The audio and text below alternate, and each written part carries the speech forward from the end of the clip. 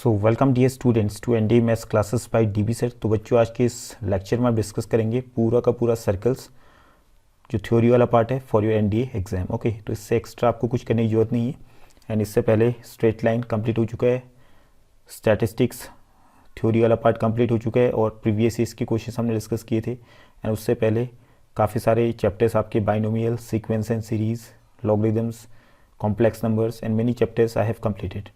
ठीक है, उनकी प्लेलिस्ट बनी हुई है, आप देख सकते हैं और अपनी तैयारी अच्छे से कीजिए और आगे को भी जो है वीडियोस आते रहेंगे। And I will try to complete the whole pathfinder book very soon. Okay, जिस प्रकार से हम चल रहे हैं तो daily I am uploading videos and trying to provide you the study materials. Okay, तो चैनल के साथ बने रहिए और अपने जो चैनल को थोड़ा सा शेयर भी कीजिए, लोगों तक पहुँचाइए ताकि और बच्चों की प्रिपरेशन हो सके। ओके, तो without wasting much time so let us start with circle. अब देखिए सर्कल होता क्या है, तो सर्कल को पहले डिफाइन करते हैं। तो डेफिनेशन ये लिखेंगे नहीं, खाली मैं डिफाइन कर रहा हूँ, समझा रहा हूँ सर्कल होता क्या है। वैसे आप लोगों को मालूम है बेसिक जो बच्चा अगर एनडी की तैयारी कर रहा है तो उसको सर्कल तो क्लास 9 से शुरू हो जाता है। वैसे क्लास 9 पे या क्लास 8 में भी हम सीखते हैं थोड़ा बहुत। तो यहाँ पर सर्कल होता क्या है, तो सर्कल कुछ भी नहीं है। Circle is a locus of a point on a plane such that is distance from a fix point on the plane is always constant. Means कहने का मतलब क्या है, सपोज करो किसी प्लेन के ऊपर एक पॉइंट आपका ओ हो गया एंड दूसरा पॉइंट हो गया पी। ठीक है, and the distance between O and P is suppose करो मैंने इसको के मान लिया। ओके, तो ओ और पी के बीच का जो डिस्टेंस है वो है पी, सॉरी के बराबर हो गया। ठीक है, और यहाँ पे ओ जो है फिक्स पॉइंट है एंड पी जो आपका एक मूविंग पॉइंट है। ठीक है, और पी ने मूव करना स्टार्ट किया, तो पी ने जैसे ही मूव किया तो मूव करते करते इसने एक लोकस बनाया, बिंदुओं का पद बनाया। तो ये बिंदु का पद बनाते बनाते ही चला हुआ। ठीक है, तो ये आपका एग्जैक्टली तो यहाँ पॉसिबल नहीं होगा मेरे लिए बनाना, फिर भी आप समझ जाएंगे। ठीक है, सपोज करो इसने एक पाथ बना दिया, बिंदुओं का पाथ बना दिया। ओके, तो इस पाथ पे, इस रास्ते पे या इस बिंदु पथ पे अगर हम कहीं पर भी चले जाएं, सपोज़ कीजिए मैं यहाँ पर आता हूँ, सपोज़ कीजिए यहाँ पर आ गया मैं, और यहाँ से ओ के बीच का डिस्टेंस निकालो, यहाँ से ओ तक का जो डिस्टेंस निकालूँ तो ये भी के बराबर ही आएगा। अगर मैं और इस पाथ पे कहीं पर भी चले जाऊँ, ठीक है, एक जनरल पॉइंट कहीं पर भी चले जाऊँ, वहाँ से अगर मैं नापूंगा ओ और इस पॉइंट के बीच का डिस्टेंस तो वो भी आपका के बराबर ही आएगा। दैट मीन्स कहने का मतलब ये है कि एक ऐसा पाथ बनाया, बिंदुओं का एक ऐसा पथ बना जिस पथ पे बिंदु जो हमने लिया उस पथ पर, उस बिंदु से जो आपका फिक्स्ड पॉइंट था ओ, उसकी दूरी हमेशा क्या रही, सेम आई। ओके, तो इस फिक्स्ड पॉइंट को, जो आपका फिक्स पॉइंट था, इसको हम नाम देते हैं सेंटर ऑफ द सर्कल, और जो फिक्स डिस्टेंस आया था उसको हम नाम देते हैं radius of the circle. Okay, तो जिसको हम आर से डिनोट करते हैं, स्मॉल आर या कैपिटल आर, कुछ भी लिख दो आप, चलेगा। ठीक है, जनरली हम स्मॉल आर का यूज़ करते हैं। ओके, सपोज कीजिए अगर मान लेते हैं centre of the circle O का जो कोऑर्डिनेट्स है वो h, के हैं। ओके, जो p पॉइंट था उसके कोऑर्डिनेट्स थे x, y। दैट मीन्स यहाँ से क्लियर हो गया कि ओ और p के बीच का जो डिस्टेंस आया, हमें मालूम है कि OP जो है रेडियस ऑफ द सर्कल है, तो OP is equal to R लिखने में कोई गलत तो होगा नहीं। और डिस्टेंस फॉर्मूला से ओ और पी के बीच का हमने डिस्टेंस निकाला, तो यहाँ से आया x माइनस एच का whole square plus y minus के का होल स्क्वायर। डिस्टेंस फॉर्मूला का यूज़ किया हमने, x कोऑर्डिनेट्स को घटाया, y कोऑर्डिनेट्स को घटाया। Okay, equal to R. Squaring both sides, दोनों तरफ स्क्वायर करने पे हमें मिला x माइनस एच का whole square plus y minus के का whole square equal to are का स्क्वायर। ठीक है, तो यही बन गया आपका इक्वेशन ऑफ द सर्कल। ये हो गया आपका equation of the circle whose center is h, k and radius कितना था, radius is equal to R. Okay, clear हो गया। तो इक्वेशन ऑफ द सर्कल ये बन गया आपका standard equation of the circle. Suppose कीजिए अगर ये सेंटर आपका मीन्स 0,0 बन जाए, मीन्स ये आपका किसी सर्कल का जो सेंटर है अगर ओरिजिन पे हो जाए, मीन्स कहने का मतलब है कोऑर्डिनेट प्लेन पे जहाँ पे ओरिजिन, जहाँ पे एक्स और वाई एक्सिस मीट करते हैं, यहाँ पे अगर इस सर्कल का सेंटर हो जाए तो ऐसे केस में सर्कल का इक्वेशन क्या बनेगा फिर। तो ऐसी जाहिर सी बात है इस केस में h की वैल्यू 0 होगी और k की वैल्यू भी 0 होगी। तो यहाँ से क्लियर हो गया अगर h 0 होगा तो x माइनस 0 x ही हुआ। दैट मीन्स यहाँ से आपका आ जाएगा X square plus Y square ऊपर वाले इक्वेशन से equal to are square. Okay, तो आपका बन गया ये किस सर्कल का इक्वेशन बन गया, equation of the circle, equation of the circle, इसमें शॉर्ट में लिख रहा हूँ मैं, जिसका सेंटर होगा 0,0 and radius equal to R. ठीक है, ये क्लियर हो गया आपका, नोट करते रहेंगे आप साथ साथ में, खाली ये स्टार्टिंग के तो सबको ही मालूम होंगे, आगे चल के हम चीज़ें नई नई डिस्कस करते रहेंगे फिर। ओके, इसके बाद आता है आपका जनरल इक्वेशन। ठीक है, general equation of a circle. तो इसको आप डिराइव करना तो मैं यहाँ बताऊंगा नहीं, ठीक है, काफ़ी लेंदी हो जाएगी वीडियो फिर, अदरवाइज सभी चीज़ सारे टॉपिक्स अगर डिराइव करने लग गए तो दिक्कत आ जाएगी, काफ़ी लेंदी हो जाएगी। वैसे इस डेरिवेशन की आपको ज़रूरत भी नहीं पड़ेगी वाइल सॉल्विंग योर क्वेश्चंस। ठीक है, तो सीधे फॉर्मूले नोट करेंगे आप यहाँ पे। तो general equation of the circle का जो फॉर्मूला होता है उसको लिखिए आप, X square plus Y square plus 2gx plus 2fy plus C equal to 0। Okay, यहाँ पे जो सेंटर बनेगा इस सर्कल का, इसको मैं लिख देता हूँ ऐसे, सेंटर ऑफ द सर्कल, सी माने सेंटर लिख दिया मैंने, इसको समझ लीजिएगा आप। तो सेंटर ऑफ द सर्कल बनेगा इसमें minus of G comma minus of F. Okay, और रेडियस ऑफ द सर्कल हो जाएगा आपका, radius will be equal to root of G square plus F square minus C. तो ये फॉर्मूले आप नोट करते रहिए साथ साथ में। सपोज कीजिए आपके सामने में कोई सर्कल गिवन है, x square plus Y square minus 2x plus 4y minus 4 equal to 0, और आपने इस सर्कल ये बना हुआ है, आपने इसका सेंटर निकालना है, ओके, और रेडियस निकालना है। तो ये general equation of the circle आपके सामने गिवन है। तो आप क्या करेंगे, सेंटर निकालने के लिए आपको मालूम है कि सेंटर माइनस जी कॉमा माइनस एफ होता है। तो आप क्या करेंगे, जो x का कोफिशिएंट है, x का जो कोफिशिएंट है यहाँ पे -2 है, पहले तो इसका साइन चेंज करेंगे फिर इसका आधा कर देंगे। मीन्स इसका साइन चेंज किया प्लस हो गया और 2 का आधा किया 1 आ गया। और फिर जो y कोऑर्डिनेट है, ओके, y कोऑर्डिनेट में क्या करेंगे, इसका पहले y कोऑर्डिनेट आपका +4 है, तो पहले तो इसको नेगेटिव बनाइए, इसका साइन चेंज कीजिए, तो साइन इसका प्लस से माइनस बन गया और 4 का आधा किया 2। दैट मीन्स ये आपका -g -f आ गया है और ये इसका सेंटर हो जाएगा इस सर्कल का। और रेडियस निकालने के लिए सीधे फॉर्मूला लगा देंगे आप, root of G square plus F square minus C. तो जी क्या है यहाँ पे 1 का स्क्वायर 1 प्लस एफ का स्क्वायर माइनस 2 का स्क्वायर क्या हो गया 4, और उसके बाद माइनस सी। तो माइनस सी का मतलब सी आपका यहाँ पे -4। ठीक है, तो इसको हम +4 कर देते हैं, तो 4 4 8 प्लस 1 9 आ गया। That means square root of 9 कितना हो जाता है 3। तो यहाँ से दोनों चीज़ें हमारे निकल के आ गई। तो ऐसे कॉमन क्वेश्चंस पूछे जाते हैं, तो ये आपने इस तरीके से इसको प्रैक्टिकली इम्प्लाई करना है। ठीक है, और उससे पहले वाले जो हमने स्टैंडर्ड फॉर्म में डिस्कस किया था वो तो आपको वैसे ही पता चल जाएगा। ठीक है, स्टैंडर्ड फॉर्म में अगर कोई आपको गिवन है जो हमने पहले डिस्कस किया था, सपोज कीजिए x माइनस 2 का square plus y minus k का square, okay sorry y minus 3 का स्क्वायर लिख देता हूँ मैं यहाँ, इक्वल टू आपका हो गया सपोज 16। ठीक है, तो ऐसा इक्वेशन आपके सामने भी गिवन है स्टैंडर्ड फॉर्म में। तो इस सर्कल का सेंटर क्या होगा, सॉरी यहाँ +3 लिखता हूँ मैं, तो इसका सेंटर क्या होगा, देखिए आप, ये circle equation of the circle बना हुआ है स्टैंडर्ड फॉर्म में, तो इसका सेंटर हो जाएगा h कॉमा k। ठीक है, तो h क्या है यहाँ पर आपने पता करना पड़ेगा, तो यहाँ पे x माइनस h आपका हो जाएगा 2। ठीक है, h इज इक्वल टू 2, और यहाँ से k कितना हो जाएगा यहाँ पे, क्योंकि y माइनस, यहाँ पे y माइनस लिखूंगा तो इसको हम लिखना पड़ेगा -3, तब जाके आपका स्टैंडर्ड फॉर्म बनेगा।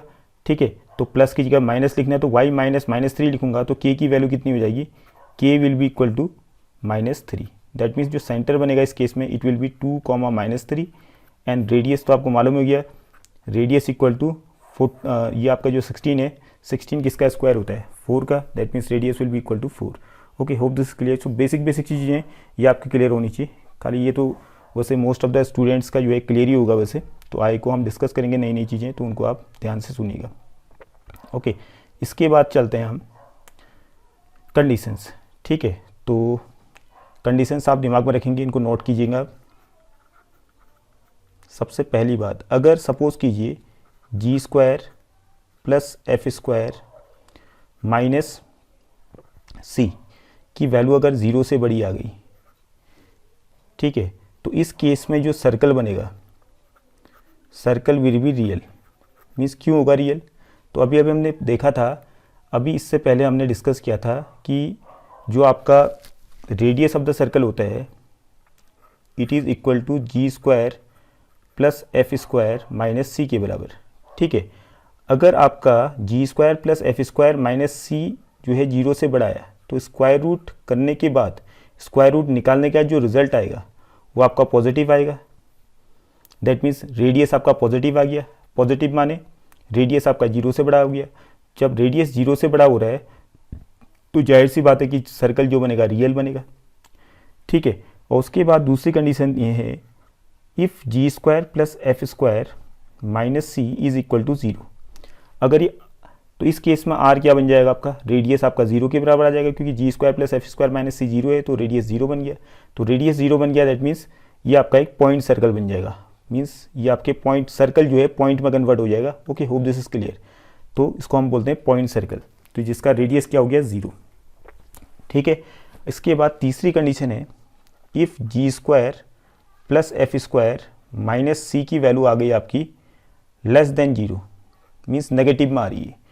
ठीक है, तो दैट मीन्स आर जो है नेगेटिव में आ रहा है, दैट मीन्स नेगेटिव में कोई भी नंबर आता है, जब सपोज करो मैंने नेगेटिव में यहाँ 2 लिख दिया, तो रूट के अंदर माइनस वाली बात हो रही है, दैट मीन्स ये आपका इमेजनरी नंबर बन रहा है।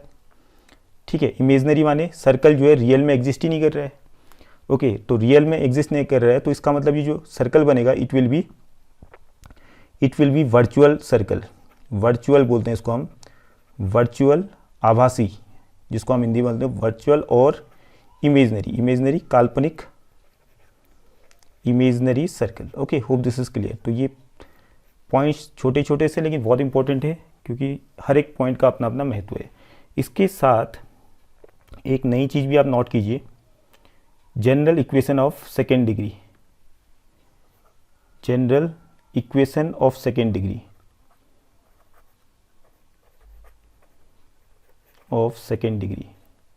हालांकि ये टॉपिक जो है हम आगे कॉनिक सेक्शन में डिस्कस करेंगे डिटेल में, वहाँ तो सबके लिए लागू होगा। फिलहाल हम यहाँ सर्कल के लिए बात करें। General equation of second degree होती क्या है, ठीक है। General equation of second degree का जो स्टैंडर्ड फॉर्म होता है वो होता है ax square plus 2hxy plus by square plus 2gx plus 2fy plus c equal to 0। तो ये हो गया आपका general equation of second degree. Okay, तो ये आपका general equation of second degree हो सकता है a pair of straight lines को रिप्रेजेंट करें, या आपका सर्कल को रिप्रेजेंट करे, या आपका कॉनिक में आपने काफ़ी सारे सर्कल भी कॉनिक का एक पार्ट हो गया आपका, और आपका पैराबोला को रिप्रेजेंट करे, या हाइपरबोला को रिप्रेजेंट करे, या एलिप्स को रिप्रेजेंट करे। तो किसको रिप्रेजेंट करेगा, ये सारी कहानियाँ जो है हम आगे कॉनिक सेक्शन में डिस्कस करेंगे। बट फिलहाल हम सर्कल पढ़ रहे हैं अभी, कॉनिक सेक्शन का जो पार्ट है। तो सर्कल में मेनली जो एक क्वेश्चन ऐसा भी आता है कि आपको एक general equation of second degree दिया होगा, पता करना होगा कि ये आपका सर्कल को रिप्रेजेंट कर रहा है नहीं कर रहा है। एक क्वेश्चन तो ऐसा बन सकता है, या आपको ऑप्शंस दिए होंगे कि कौन सा ट्रू होगा। ठीक है, तो ये जो है general equation of second degree will represent a circle. तो कब एक सर्कल को रिप्रेजेंट करेगा, विल रिप्रेजेंट अ सर्कल। तो इसके लिए कंडीशन है वो आप दिमाग में रखिएगा। ठीक है, सबसे पहले तो इसकी जो पहली कंडीशन कहती है कि इनका जो एक्स स्क्वायर का जो कोफिशिएंट है और वाई स्क्वायर का जो कोफिशिएंट है ए और बी, ये दोनों इक्वल होने चाहिए। ठीक है, सर्कल अगर ये general equation of second degree अगर सर्कल को रिप्रेजेंट कर रहा है तो ए और बी की जो वैल्यू है वो इक्वल होनी चाहिए। ओके, दूसरी कंडीशन कहती है कि एच को 0 के बराबर होना चाहिए। एच जो है यहाँ पे एक्स वाई वाला टर्म होना ही नहीं चाहिए, जैसे हमने पहले पढ़ा था।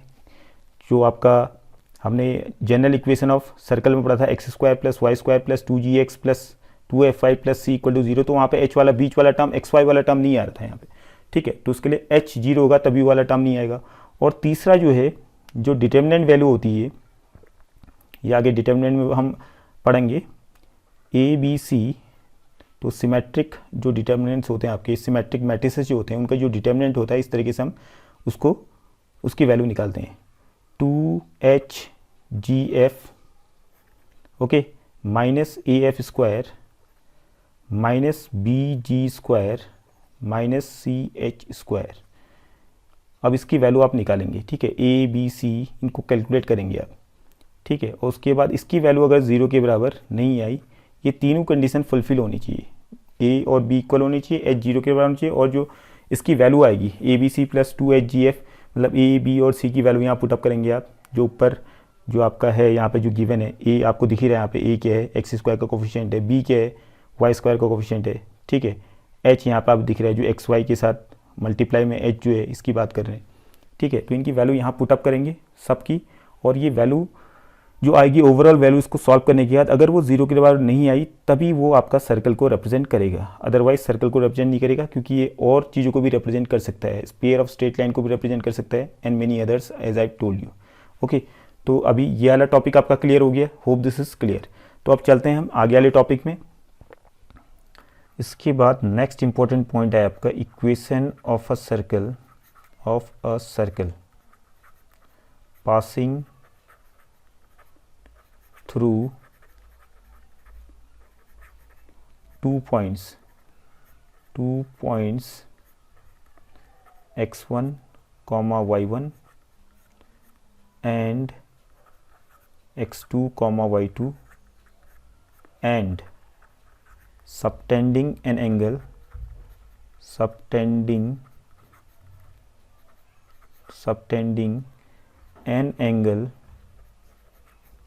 theta at the circumference of the circle,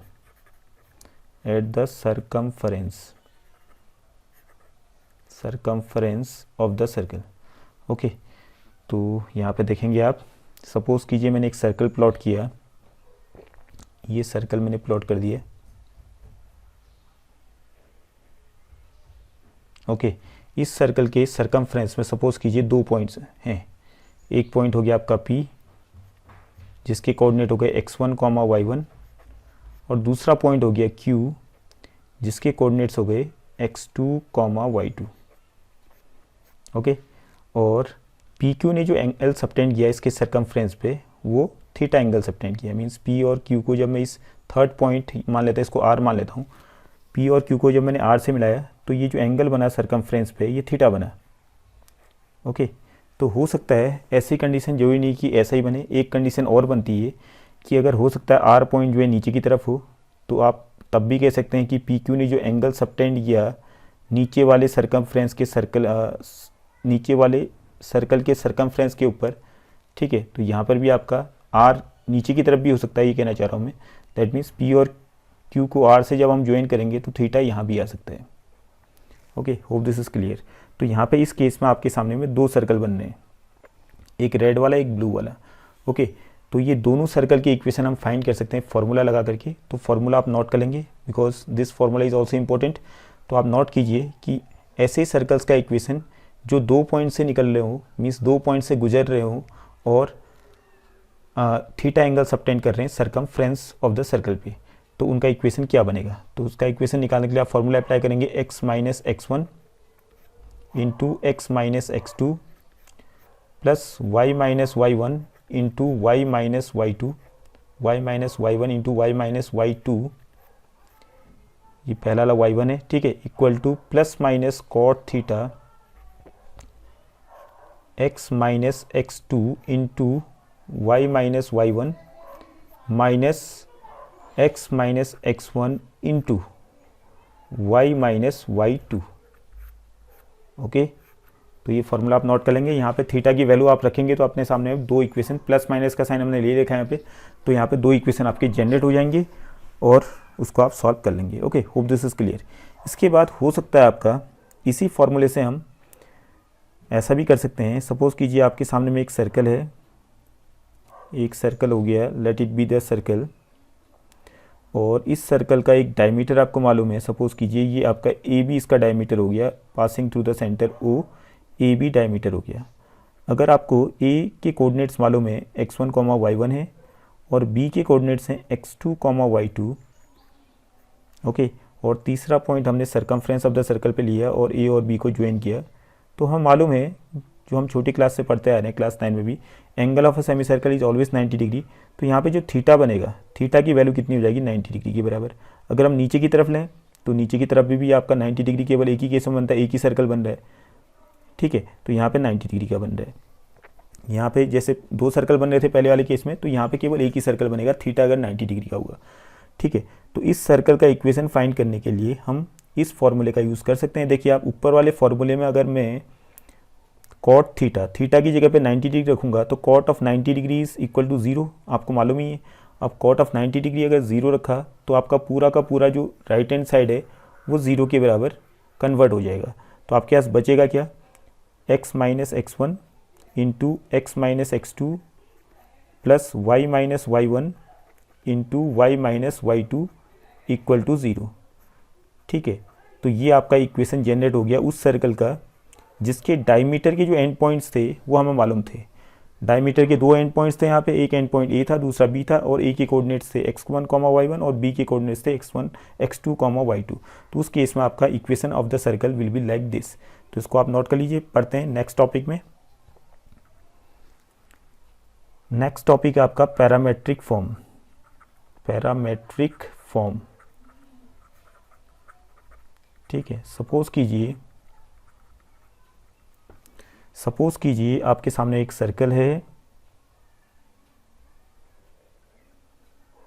okay, and you have the coordinates x coordinate and y coordinates, ठीक है। नीचे वाला आपका x एक्सिस हो गया एंड ऊपर ये वाला जो है y एक्सिस हो गया, सपोज कीजिए, ओके।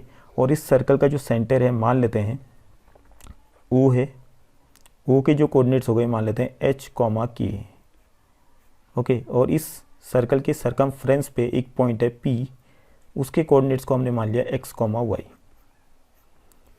ठीक। तो यहाँ से एक चीज़ क्लियर होगी, एक चीज़ आपने समझनी है यहाँ से, व्हाट कि जो P से लेकर के x एक्सिस तक का जो डिस्टेंस होगा, P पॉइंट की सीट पर गए तो P से लेकर के x एक्सिस तक की जो डिस्टेंस होगी वो y के बराबर होगी, जाहिर सी बात हो गई। और P से लेकर के जो y एक्सिस के बीच में डिस्टेंस है, P पॉइंट से लेकर के y एक्सिस तक की जो डिस्टेंस होगी वो हो जाएगी x के बराबर, जाहिर सी बात हो गई, ठीक है। तो ये आपका x यूनिट के बराबर हो जाएगा। और वैसे अगर हम O पे जाऊँ तो O से लेकर के नीचे जो x एक्सिस तक का जो डिस्टेंस होगा वो k के बराबर होगा, ठीक है। और O से लेकर के कहाँ तक का डिस्टेंस, ये आपका y एक्सिस तक का डिस्टेंस हो गया, सपोज ये आपका हो गया h के बराबर, ठीक है। x कोऑर्डिनेट के बराबर हो गया O के, ठीक है। अब मैंने क्या किया, O से होते हुए एक लाइन सीधे सीधे यहाँ से प्लॉट कर दी which is parallel to x axis. ये वाली जो लाइन है, मान लेते हैं इस लाइन को L मान लिया मैंने, ये जो लाइन मैंने प्लॉट की ये x एक्सिस के पैरेलल है, ओके। अब P पॉइंट पे गया, P पॉइंट से मैंने पहले तो O को ज्वाइन किया और PO ने लाइन L के साथ, जो लाइन x एक्सिस के पैरेलल है उसके साथ थीटा एंगल सबटेंड किया यहाँ पे। और P से मैंने एक परपेंडिकुलर ड्रॉ किया L के ऊपर और ये L को पॉइंट M पे मिला, सपोज कीजिए, ठीक है। अब इस फिगर को देख के मुझे बताइए आप कि PM कितना आएगा, PM कितना आएगा। तो PM निकालने के लिए मैं क्या करूँगा, P से लेकर के x एक्सिस तक का जो डिस्टेंस है और O से लेकर के x एक्सिस का जो डिस्टेंस है उसको सबट्रैक्ट कर लूँगा। दैट मीन्स सीधे से जाहिर सी बात है यहाँ से आ जाएगा आपका y माइनस k के बराबर आ जाएगा PM, ठीक है। In the same manner OM किसके बराबर हो जाएगा, फिर OM आपका बन जाएगा किसके बराबर, O से लेके M तक का जो हमने डिस्टेंस निकालना है तो मेरा आ जाएगा x माइनस h के बराबर। फिगर को देख लीजिए, क्लियर हो जाएगा, ओके। अब चलते हैं हम ट्राइंगल PMO में, राइट एंगल ट्राइंगल आपका जो बना हुआ है इसमें लगाते हैं पहले कॉस थीटा फिर साइन थीटा, ठीक है। तो ऑल ऑफ यू नो दो कॉस थीटा क्या होता है आपका, बेस अपॉन हाइपोटेन्यूज। तो बेस क्या आपका इसमें OM हो गया थीटा के अकॉर्डिंग और हाइपोटेन्यूज हो गया आपका OP, ओके। तो यहाँ से आपका आया cos theta is equal to O M आया था आपका x माइनस एच के बराबर और ओ पी था r के बराबर। तो यहाँ इसको सॉल्व करूँगा तो r को इस तरह भेजूँगा, r कॉस थीटा, फिर h को इस तरह भेज देंगे तो x इक्वल टू क्या आ जाएगा आपके सामने में r cos theta plus h। Okay, और वैसे ही साइन थीटा लगाऊंगा तो sine theta equal to perpendicular, perpendicular क्या है आपका pm और हाइपोटेन्यूज क्या है OP। तो OP किसके बराबर, r के बराबर है, तो यहाँ से आपका लगा दीजिए sine theta equal to pm आपका कितना था y minus K upon r। तो y इक्वल टू आ जाएगा आपके सामने r sine theta plus k। Okay, तो यहाँ पे जो P पॉइंट था सर्कल पे, ऐसा सर्कल जिसका सेंटर h k पे था और इस सर्कल के सरकमफ्रेंस पे एक पॉइंट था P जिसका जो x कोऑर्डिनेट जिसको हमने x माना था और y कोऑर्डिनेट को y माना था। तो x की जो वैल्यू है यहाँ पे x कोऑर्डिनेट की वैल्यू वो किसके बराबर आ गई, r cos theta plus h के बराबर आ गई। ठीक है, और y की जो वैल्यू आ गई वो किसके बराबर आ गई, r sine theta plus k के बराबर आ गई। ठीक है, तो इसी को बोलते हैं पैरामेट्रिक फॉर्म। तो यहाँ थीटा आपका एक पैरामीटर की तरह काम कर रहा है। तो किसी भी सर्कल जिसका सेंटर h k पर हो, उस सर्कल की सरकमफ्रेंस पे किसी भी पॉइंट की जो x कोऑर्डिनेट को हम r cos theta plus h मान सकते हैं और y कोऑर्डिनेट को r sin theta plus k मान सकते हैं। तो इसको बोलते हैं पैरामीटर। इसको लिखेंगे कैसे, पैरामेट्रिक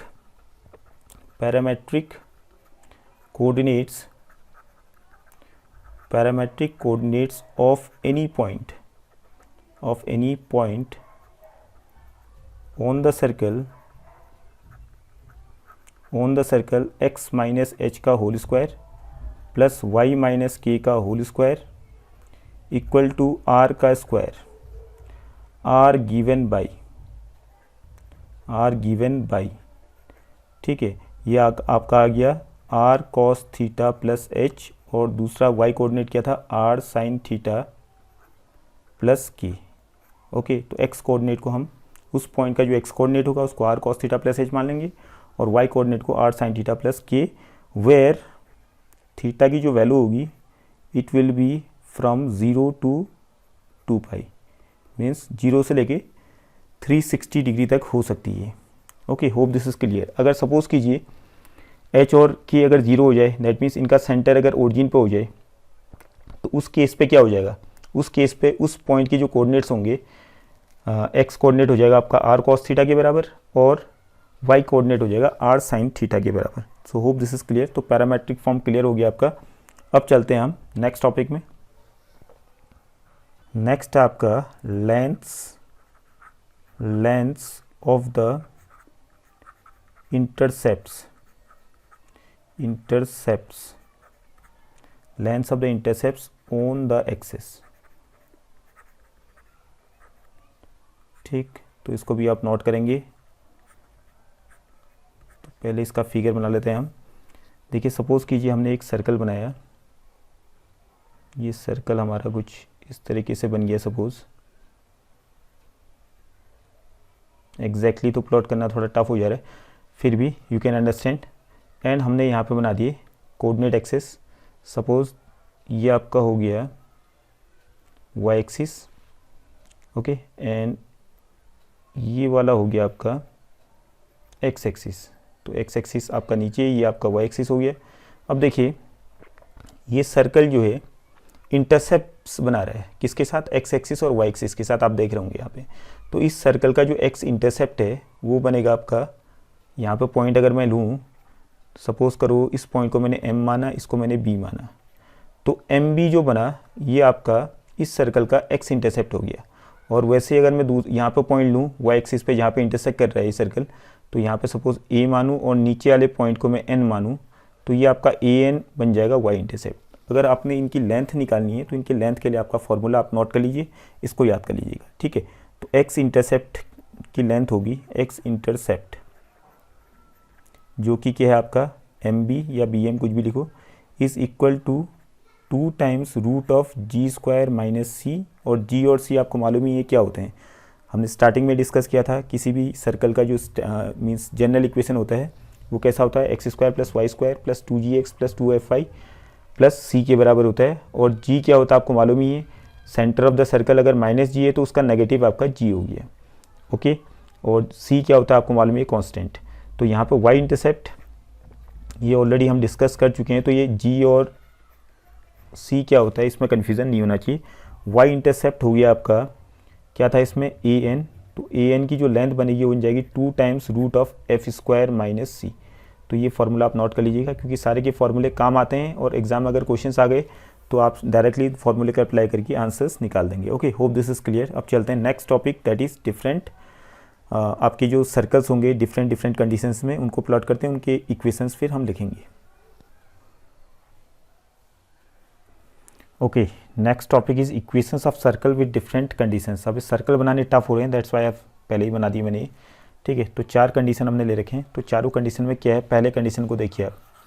ठीक है, पहले कंडीशन में हो कह रहा है, सर्कल जो है ओरिजिन से होकर गुजर रहा है। पहली बात 0,0 से होकर गुजर रहा है सर्कल, और इसका जो एक्स इंटरसेप्ट है, ठीक है, एक्स इंटरसेप्ट की जो लेंथ है ये अल्फ़ा हो गई सपोज़, और वाई इंटरसेप्ट की लेंथ जो है बीटा है सपोज़। ठीक है, इस सर्कल ने जो एक्स इंटरसेप्ट बनाया उसकी लेंथ अल्फ़ा, और वाई इंटरसेप्ट जो बनाया उसकी लेंथ बीटा। अगर एक्स इंटरसेप्ट अल्फ़ा है तो अल्फ़ा ये जो पॉइंट बनेगा यहाँ पे, point of intersection of this circle with the x axis.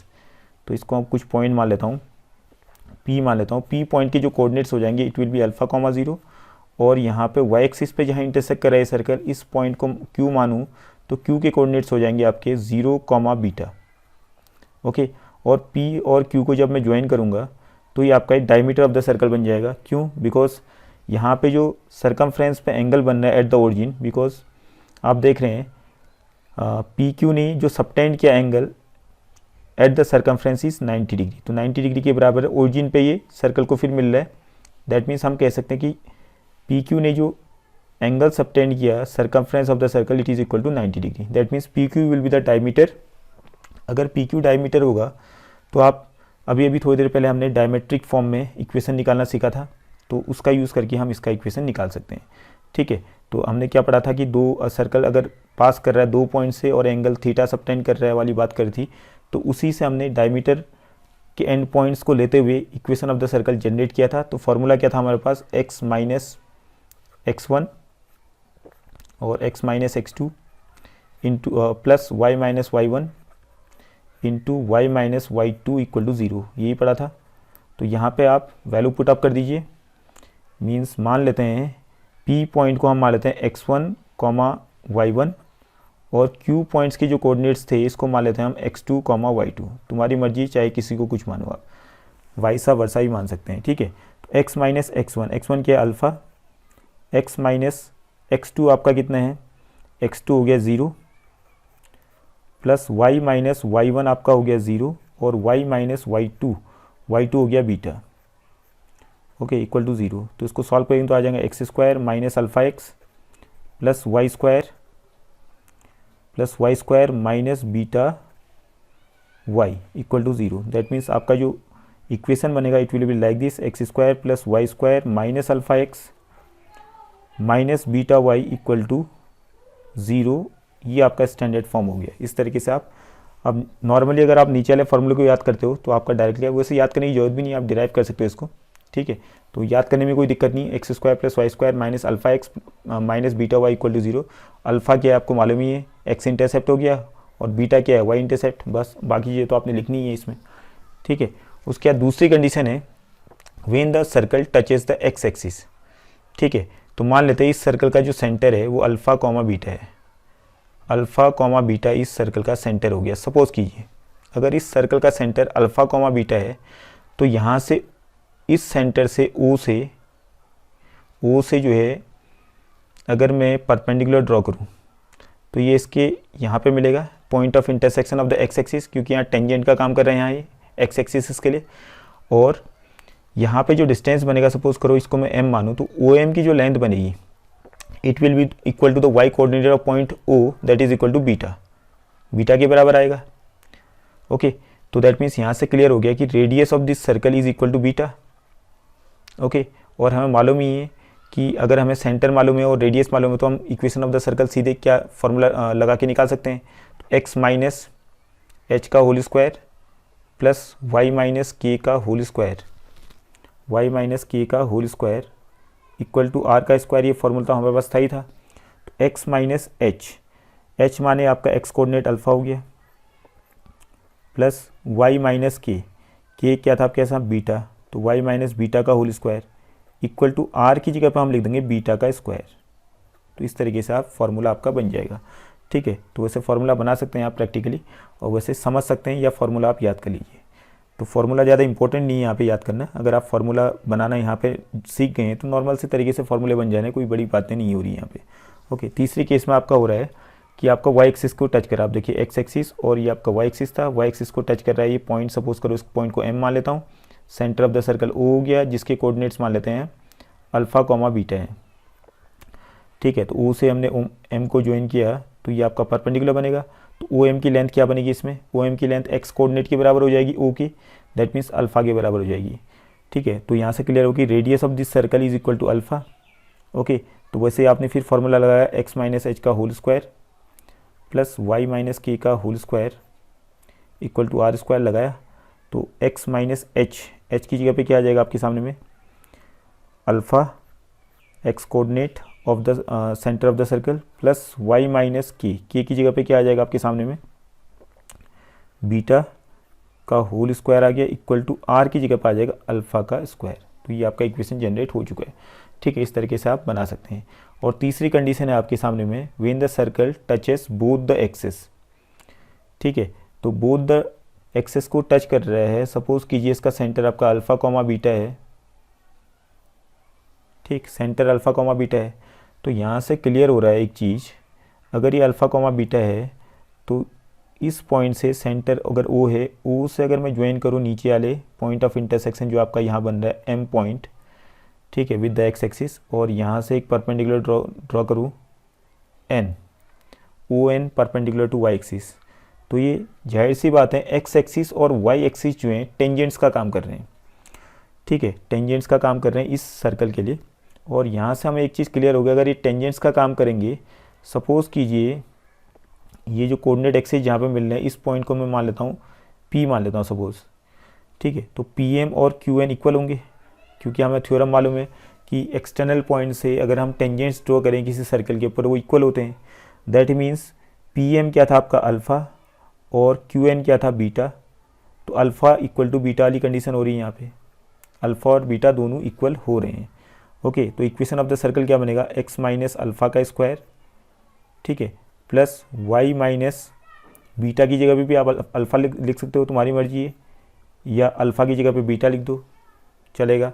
ठीक है, इक्वल टू रेडियस का स्क्वायर, तो इसका रेडियस किसके बराबर आप देखिए, इसका रेडियस जो बन रहा है आपका, रेडियस की जगह पे आप अल्फ़ा लिखें या बीटा लिखें बात एक ही है। तो ओ एम जो बन रहा है देखिए, ओ एम इसका रेडियस है, ओ एम को अगर रेडियस मानो तो इसका रेडियस बीटा आ रहा है, अगर ओ एन को रेडियस मानता हूँ तो ये आपका क्या बनेगा, ये आपका अल्फ़ा बन जाएगा इस केस में रेडियस, तो अल्फ़ा ले लीजिए आप, अल्फ़ा का स्क्वायर लिख दीजिए। ठीक है, ओवरऑल आपका एक स्क्वायर बन चुका है, आप देख रहे होंगे यहाँ पे।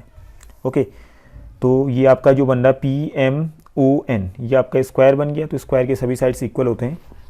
तो अगर आप इसको दूसरे तरीके से लिखें तो एक्स माइनस अल्फ़ा की जगह पे मैंने बीटा लिख दिया, क्योंकि अल्फ़ा और बीटा तो इक्वल ही है, तो एक्स माइनस बीटा का square plus y minus beta का स्क्वायर इक्वल टू रेडियस का स्क्वायर, तो रेडियस की जगह बीटा का स्क्वायर लिख दिया, तो ये भी चलेगा, दोनों चलेंगे equation. Okay, hope this is clear. Next है आपका position of a point with respect to a circle. तो यहाँ पर आपको एक सर्कल मालूम होगा और सर्कल के साथ साथ एक पॉइंट गिवन होगा P। ठीक है, और आपने मालूम करना होगा कि ये पॉइंट जो है, ये जो सर्कल बना हुआ है x square plus Y square plus 2gx plus 2fy plus c equal to 0 के अंदर है या ऑन द सर्कल है, सर्कल के ऊपर है या सर्कल के बाहर है।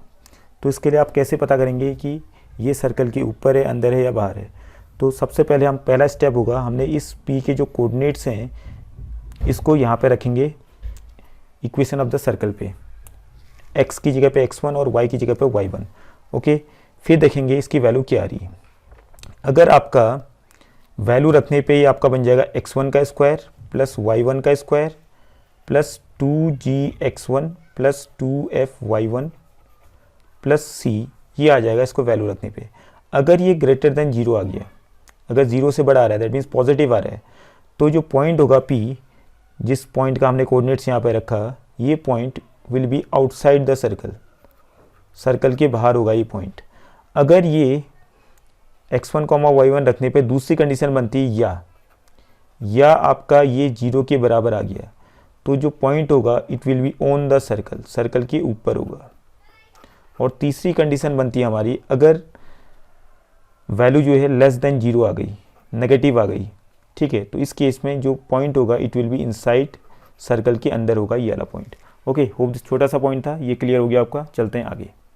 नेक्स्ट है आपका एक पॉइंट यहाँ पर आप नोट करेंगे, जो कंसेंट्रिक सर्कल्स होते हैं, equations of the concentric circles, equations of the concentric circles, concentric circles के जो इक्वेशंस होते हैं,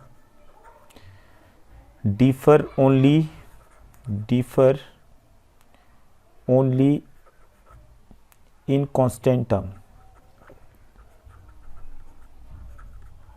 ठीक है, कंसेंट्रिक सर्कल्स का मतलब आपको मालूम है क्या होते हैं। सपोज करो एक सर्कल ये है, इसका सेंटर हो गया O, इस सर्कल को मैंने S1 कहा, ठीक है।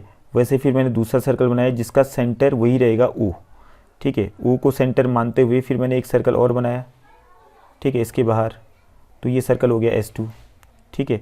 ऐसे ही मैं और सर्कल बनाते रहूँगा, या अंदर की तरफ बनाऊँ या बाहर की तरफ बनाऊँ। ये सर्कल हो गया S3 और जिसका सेंटर भी O ही है, तो ये सारे के सारे क्या हो गए, concentric circles.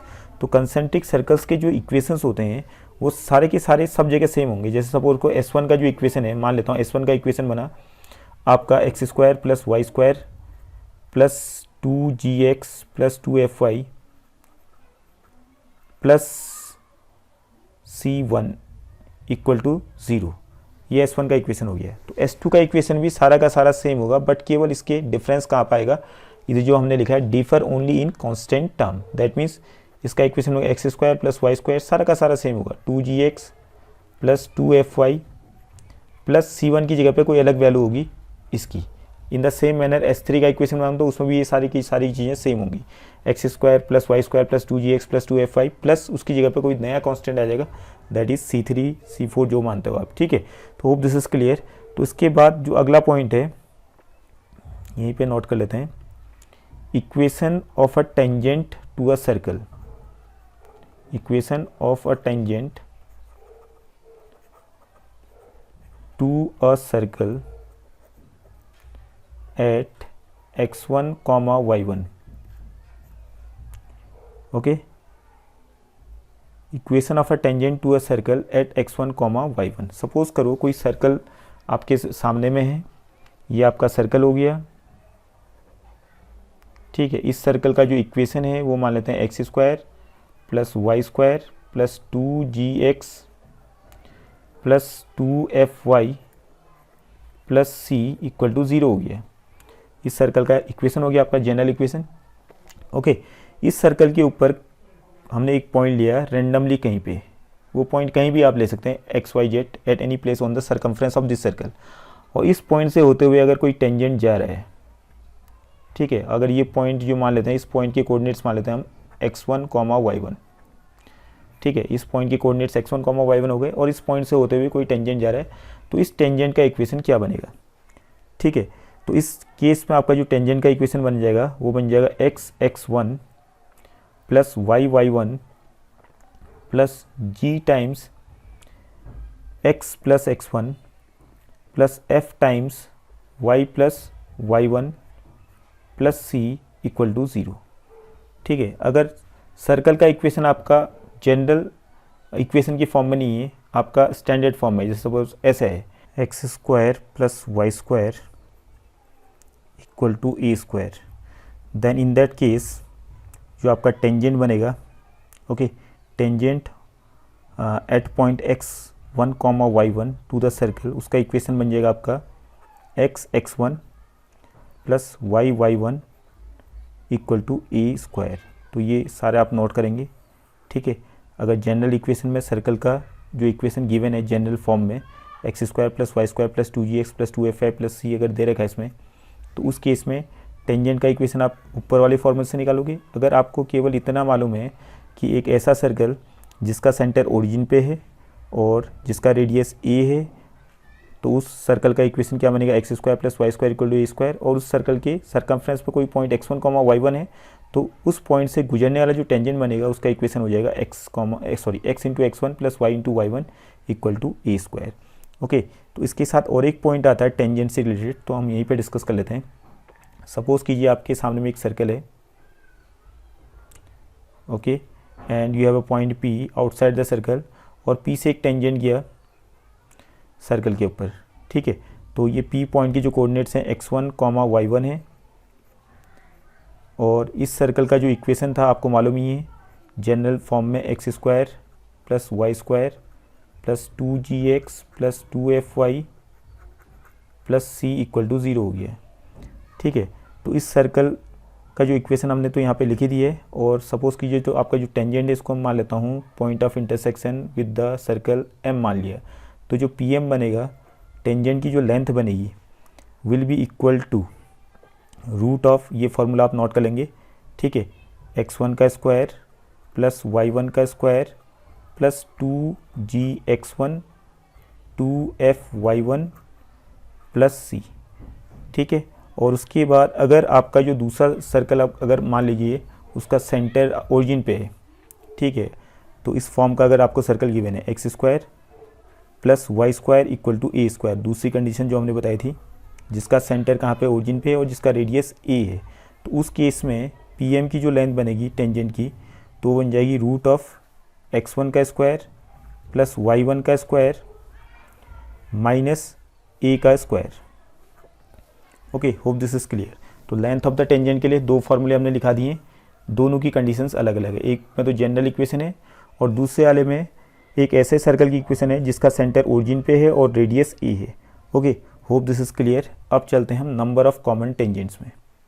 So next important point है आपका नंबर ऑफ कॉमन टेंजेंट्स। तो यहाँ पे देखिए, यहाँ तो फिगर देख के हम क्लियरली बता देंगे कि नंबर ऑफ कॉमन टेंजेंट्स कितने हैं, बट यहाँ पे आपको फिगर गिवन नहीं होंगे, आपने ये कंडीशंस पता करनी होगी कि ऐसी कंडीशंस कब बनेंगी। तो पहली कंडीशन आपको दिख रहा है, both the circles have no points of intersection, means दोनों सर्कल एक दूसरे को इंटरसेक्ट नहीं कर रहे हैं। दूसरे वाले केस में सर्कल एक पॉइंट पे इंटरसेक्ट कर रहे हैं बाहर की तरफ, और तीसरे वाले केस पे सर्कल 2 पॉइंट पे इंटरसेक्ट कर रहे हैं, और चौथे वाले में सर्कल 1 पॉइंट पे इंटरसेक्ट कर रहे हैं, एक सर्कल दूसरे सर्कल के अंदर है। ओके, तो ये कंडीशंस फाइंड करने के लिए कैसे पता लगेगा कि ये कंडीशंस ऐसी एराइज हो रही हैं, तो इसके लिए आपको इक्वेशन ऑफ द सर्कल्स तो ऑलरेडी गिवन होंगे। अगर equation of the circle given होंगे तो आप सेंटर ऑफ द सर्कल तो निकाल ही सकते हैं, और रेडियस ऑफ द सर्कल्स भी निकाल ही सकते हैं। तो पहले काम करेंगे, आप सेंटर निकालेंगे। तो मान लेते हैं पहले वाले केस में हमने सेंटर निकाल दिया, इसके सेंटर के कोऑर्डिनेट C1 हो गए, ओके, और C2 हम निकाल देंगे दूसरे वाले सर्कल के इक्वेशन से, C2 इसके सेंटर के कोऑर्डिनेट्स निकाल दिए। ओके, फिर हमें मालूम है कि मान लेते हैं पहले वाले सर्कल का रेडियस R1 है और दूसरे वाले सर्कल का रेडियस R2 है। तो यहाँ पे क्लियर है एक चीज़, अगर ये सारी चीज़ें तो हम निकाल ही सकते हैं इक्वेशन को देख करके, तो हम क्या करेंगे, यहाँ से क्लियर है कि C1 और C2 के बीच का जो डिस्टेंस है, C1 इंटू C2 नहीं है, C1 और C2 के बीच का जो डिस्टेंस है, डिस्टेंस फॉर्मूला से आप निकाल ही देंगे। फिर अगर C1 C2 आपका यहाँ पे क्या आ जाएगा, बड़ा आ जाएगा R1 प्लस R2 से। क्लियर कट है, आपको देखिए फिगर से क्लियर हो जाएगा। R1 और R2 को अगर मैं ऐड करूँ तो जाहिर सी बात है वो C1 C2 से छोटा ही आएगा, दैट मीन्स C1 C2 बड़ा आ गया R1 प्लस R2 से।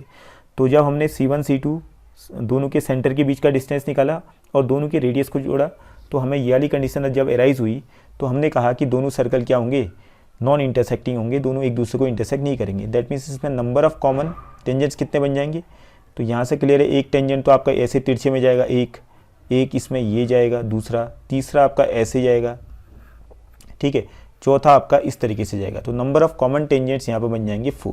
तो पहले केस के हिसाब से नंबर ऑफ टेंजेंट्स 4 बन गए। तो इसके लिए कैसे पता किया हमने, दोनों इक्वेशंस, दोनों सर्कल के इक्वेशन से उनके सेंटर निकाले, ओके, फिर सेंटर के बीच का डिस्टेंस निकाला, R1 और R2 को जोड़ा, फिर देखा कि C1 C2 greater than R1 R2 था, तो हमने डायरेक्टली कर दिया कि n इक्वल टू 4 होगा।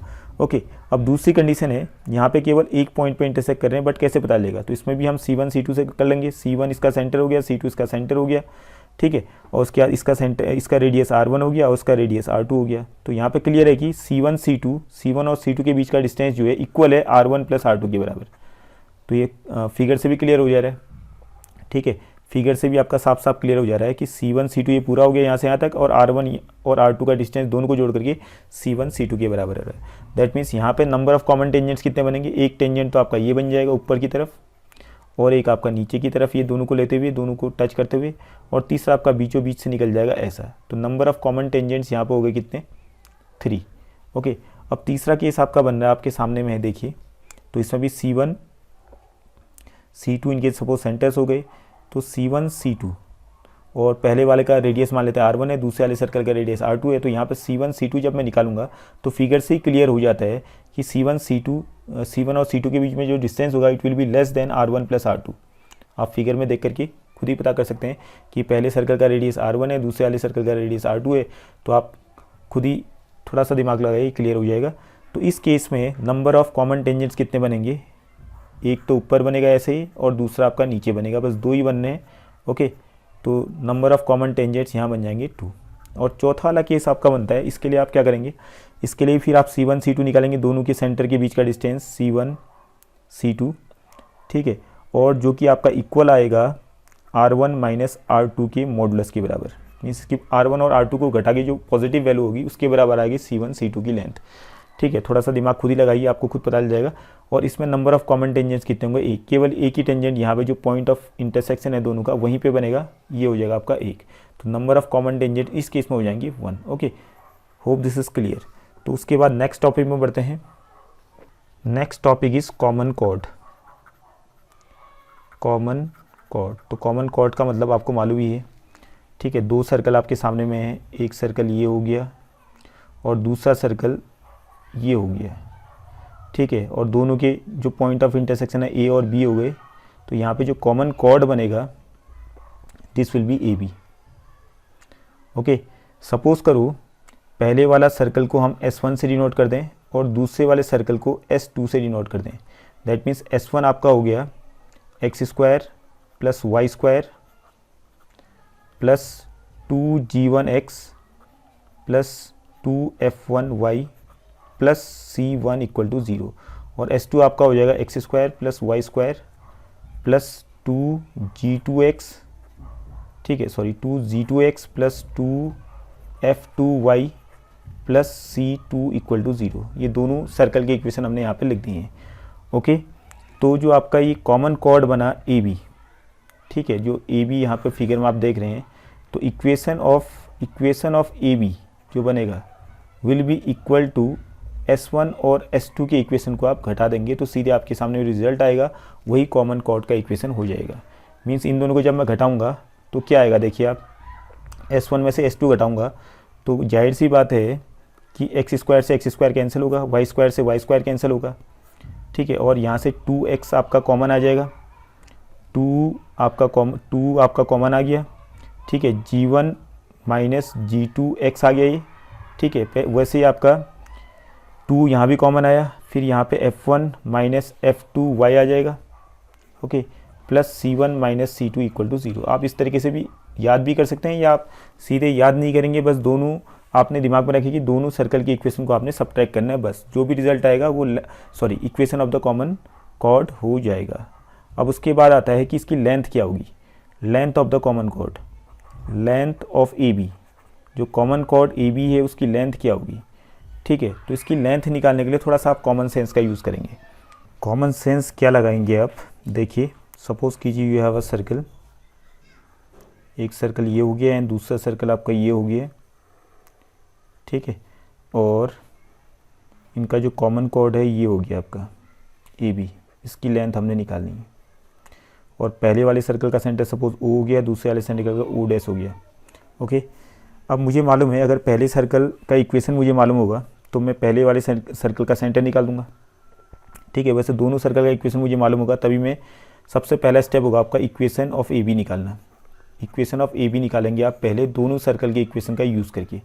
ठीक है, जैसे इक्वेशन ऑफ ए बी आएगा तो मुझे सेंटर ऑफ फर्स्ट सर्कल या सेंटर ऑफ सेकेंड सर्कल कोई भी निकाल दो, दोनों से आ जाएगा काम। चलो मैं सपोज कीजिए पहले सर्कल से चलता हूँ और इस सर्कल का सेंटर ओ के कोऑर्डिनेट्स को निकालता हूँ। तो ओ से जब मैं परपेंडिकुलर ड्रॉ करूँगा ए बी के ऊपर, let it be O M, तो ओ एम की लेंथ में निकाल सकता हूँ। Distance from a point to a line, जो हमने स्ट्रेट लाइन में पढ़ी थी कि ओ के कोऑर्डिनेट्स मुझे मालूम होंगे और ओ से जो परपेंडिकुलर गया वो किसके ऊपर परपेंडिकुलर है, ओ से जो लाइन गया वो ए बी के ऊपर परपेंडिकुलर है। दैट मीन्स ओ एम की लेंथ हम निकाल सकते हैं by using that formula a x one plus b y one plus c upon root of a square plus b square वाला जो फार्मूला हमने डिस्कस किया था। ओके, उसके बाद ओ ए को मैं ज्वाइन करता हूँ तो ये तो आपका रेडियस आर वन के बराबर ही होगा। ठीक है, तो यहाँ से हम एक काम कर सकते हैं, इस ट्राइंगल में पाइथागोरस थ्योरम लगा करके, ट्राइंगल ए एम ओ में पाइथागोरस थ्योरम लगा करके ए एम की लेंथ निकाल सकते हैं। जब ए एम का दुगुना करूँगा तो किसके बराबर आ जाएगा, ए एम का दुगुना करूँ तो ए बी के बराबर आ जाएगा, जो कि कॉमन कॉर्ड है। तो कॉमन कॉर्ड की लेंथ निकालने के लिए हम A B equal to 2am, और ए एम कैसे आएगा, पाइथागोरस थ्योरम से आ जाएगा। ए एम की लेंथ क्या बन जाएगी, रूट ऑफ हाइपोटेन्यूज का स्क्वायर आर वन का स्क्वायर माइनस ओ एम का स्क्वायर। तो या तो आप यहाँ से निकाल दो या दूसरी तरफ से आप परपेंडिकुलर ड्रॉ कर दो, यहाँ से ओ डैश से कर दो परपेंडिकुलर, और इसकी लेंथ निकाल दो ओ डैश एम की, और R2 से भी आप निकाल सकते हो। तो यहाँ से भी आप निकाल सकते हैं, 2 इंटू क्या कर देंगे हम, 2 इंटू ए एम, और ए एम की लेंथ उस तरफ से अगर निकालेंगे तो यहाँ से ये आ जाएगा 2 टाइम्स R2 का square minus O dash M का square. Okay, hope this is clear. अब एक लास्ट पॉइंट रह गया आपका, angle between two circles. Okay, उसके बाद ये पूरा कंप्लीट हो जाता है, so wait for a while. Next है आपका एंगल बिटवीन टू सर्कल्स, या एंगल ऑफ इंटरसेक्शन भी कह सकते हैं आप, angle of intersection between two circles. बात एक ही है। ओके, सपोज कीजिए हमने एक सर्कल ये प्लॉट किया और एक और सर्कल प्लॉट कर दिया दूसरा ये। ठीक है, और इनके बीच में मुझे एंगल निकालना है। तो एंगल निकालने के लिए क्या होता है, एंगल क्या होता है पहले इसको देख लेते हैं। सपोज कीजिए दो सर्कल्स पॉइंट ए और पॉइंट बी पे इंटरसेक्ट किए। ओके, पहला वाला सर्कल S1 है, दूसरा वाला सर्कल S2 है सपोज।